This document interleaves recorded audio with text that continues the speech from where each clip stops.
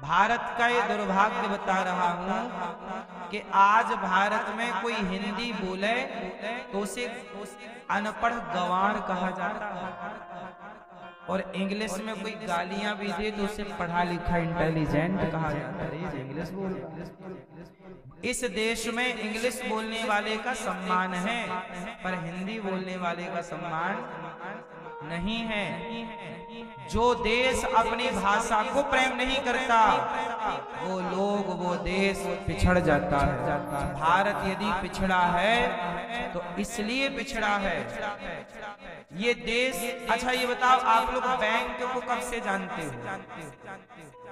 Bank जब आपने होश संभाला तब बैंक थी कि नहीं? बोलो हाँ, बोलो हाँ, थी बैंक, थी बैंक, थी बैंक। भारतीय रिजर्व बैंक है हमारे देश में, पुराने SBI वगैरह बहुत पुरानी बैंक। अच्छा मुझे एक बात बताओ, गांव गांव में बैंक है कि नहीं? बोलो हाँ कि ना? बैंक है ना? आज भी गांव में 2% लोग इंग्लिश जानते हैं, 98% लोग आज भी भारत के लोग इंग्लिश नहीं जानते। लेकिन गांव में बैंक है तो बैंक का फॉर्म उठा के देखना, उसमें इंग्लिश है। अब हिंदी हो गई हो मोदी जी के जमाने में तो हम कह नहीं सकते, लेकिन इसके पहले तक फॉर्म में क्या हुआ करती थी? अंग्रेजी, इंग्लिश। अब बताइए, इंग्लिश का फॉर्म है और हमें आती है हिंदी। हम भारत में, और भारत की भाषा कभी भी इंग्लिश नहीं थी। तो जब देश आजाद हुआ तो बैंक में इंग्लिश का प्रयोग क्यों हुआ, हिंदी का प्रयोग क्यों नहीं हुआ? क्योंकि उस टाइम जब देश आजाद हुआ उस समय भारत के 99% लोग केवल अपनी मातृभाषा जानते थे। गुजराती, गुजरात का व्यक्ति गुजराती जानता था, महाराष्ट्र का मराठी जानता था, हिंदी भाषी का हिंदी जानता था, तमिल का तमिल, बंगाल का बांग्ला और बिहार का बिहारी, अपनी भाषा। बोलो हाँ। तो मेरा कहना यह है कि जिस राज्य में जो बैंक थी, जो भाषा वहां के लोगों को आती थी, उस भाषा में ही फॉर्म होना चाहिए था ना। मेरी नियम तो ये था। अब हमें जो भाषा नहीं आती, आप हमें वो पुस्तक दे रहे हैं पढ़ भाई, जो हमें आती है वो दीजिए ना, इसमें दिक्कत क्या थी? बोलो। इसलिए कहता हूं, हम लोगों ने राम राम बोलना छोड़ दिया। गांव की शुद्ध भारतीय भाषा क्या थी भैया? राम राम। ए भैया, क्या भाषा थी भारत की प्राचीन? राम राम, राम राम जी, राम राम साहब, भैया सीताराम। ब्रज में सोचिए, ब्रज में आप राधे राधे सुनते हो ना, ब्रज मंडल के गांव में भी राम राम ही चलता है। ब्रज मंडल के गांव में भी, ठेठ गांव में क्या चलता है भैया? राम राम, कैसे हो? लेकिन आजकल राम राम बोल, आज की युवा पीढ़ी कहाँ राम राम बोल रही है? आज की पीढ़ी तो हाय कौन सिखाएगा इन्हें राम राम? कौन सिखाएगा? किसकी जिम्मेदारी है? आप अपनी परंपराएं ना सिखा पाए अपने बच्चों को, अपने संस्कार ना सिखा पाए, तो सवाल आप पर है कि आपने सिखाया क्या अपने बच्चों को? क्या सिखाया?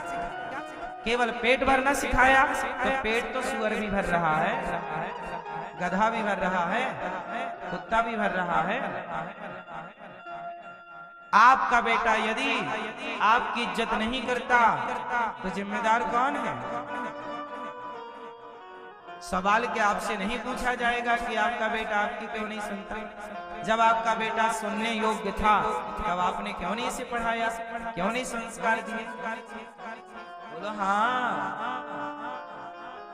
मेरे पास लोग आते हैं, सवाल यही करते हैं, गुरुजी बच्चा सुनता नहीं, बेटा मानता नहीं। सोचिए, ये जो बच्चे आज आपकी नहीं सुनते, जब ये अपनी भरी जवानी में आएंगे, अपने में आएंगे, तब ये करेंगे क्या? किसकी सुनेंगे? इससे देश का फायदा होगा कि नुकसान?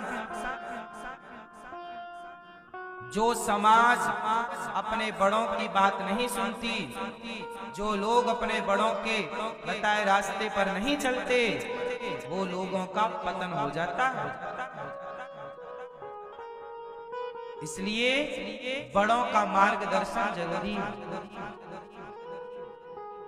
मैंने दुनिया देखी है, मुझे पढ़ना भले ना आए, वो मुझे बहुत सारी भाषाओं का ज्ञान भले ना हो, पर दुनिया का अनुभव मैंने पढ़ा है, दुनिया को मैंने देखा है। जो मैं बता सकता हूँ आपको, वो आप कितना भी पढ़ लो, आप पढ़ के भी नहीं पढ़ सकते, समझ सकते। मेरा बड़े बुजुर्गों का जो अनुभव है ना साहब, वो आपकी पढ़ाई से कई गुना बड़ा है। बताओ, अनुभव बड़ा होता है कि डिग्री बड़ी होती है? क्या बड़ा है? इसलिए आपके पास डिग्री भी हो और बड़ों का अनुभव भी हो तो नुकसान क्या है? और बड़ों का अनुभव तब होगा जब बड़ों का सत्संग करोगे, बड़ों की इज्जत करोगे। मैं अपने बचपन काल में मैं अपने बराबर के लड़कों के साथ नहीं बैठा करता था, मैं हमेशा गांव के बूढ़ों के साथ, ये मेरी बचपन में पता नहीं क्या ईश्वर की मर्जी थी। मेरे दोस्त ना बूढ़े बूढ़े थे।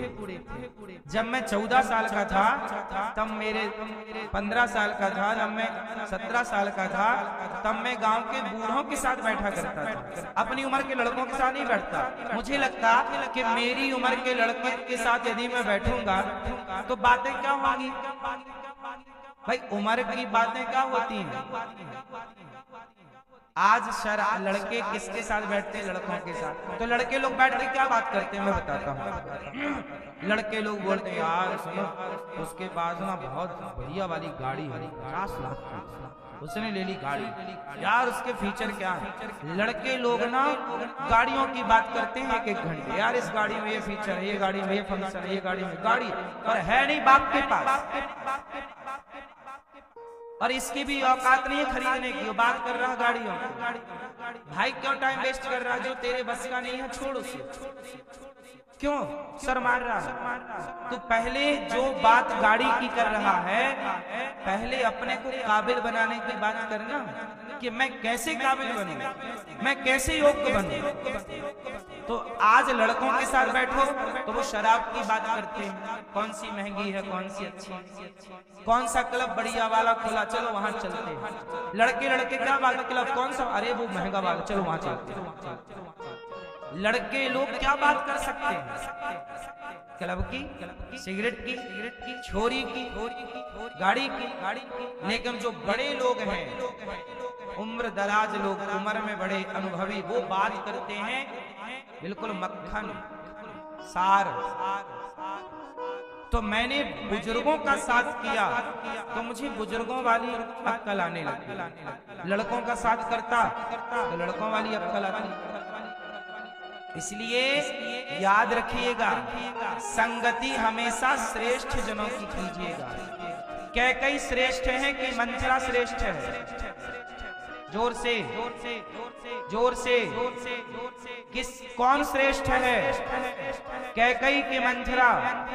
जोर से कैकई श्रेष्ठ है, क्योंकि कैकई महारानी है और मंथरा दासी। मंथरा दासी है और कैकई चक्रवर्ती सम्राट दशरथ जी की पत्नी, महारानी है, रानी नहीं, महारानी। एक महारानी कैकई ने मंथरा जैसी दासी की संगत करनी। सलाह लो तो अपने से श्रेष्ठ जनों की। कैकई को सलाह लेनी थी तो वशिष्ठ जी से सलाह लेती। वशिष्ठ जी की पत्नी माता अरुंधति जी से सलाह लेती। श्रेष्ठ जनों से सलाह किससे ले ली? दासी, झाड़ू पोंछा वाली दासी से। इसलिए मेरी मां, सलाहकार आपका जितना बढ़िया होगा, आजकल लड़के बिगड़ क्यों